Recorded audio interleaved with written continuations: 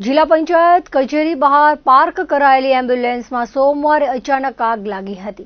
આગ લાગતા એમ્બ્યુલન્સમાંથી ધુમાડાના ગોટે ગોટા ઉઠ્યા હતા, જેથી આસપાસના વિસ્તારમાં અફરાતફરીનો માહોલ સર્જાયો હતો।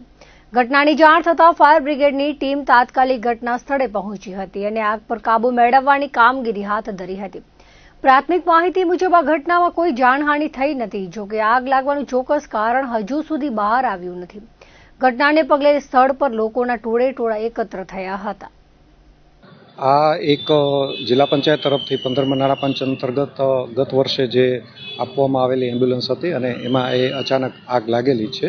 ડ્રાઈવર પાસેથી જે જાણવા મળેલ માહિતી મુજબ ડ્રાઈવર અમારા સ્ટોર પરથી દવા ભરીને આવતા હતા અને અહીંયા ગેટ પર જ એમને પાછળની બાજુને આગનું જોવા મળ્યું, એટલે ડ્રાઈવર તરત જ ત્યાં ગાડી ઊભી રાખી બહાર નીકળી અને આગ બુઝાવવાની કોશિશ કરેલી છે। ડ્રાઈવરને થોડી ઈજા પણ થઈ છે।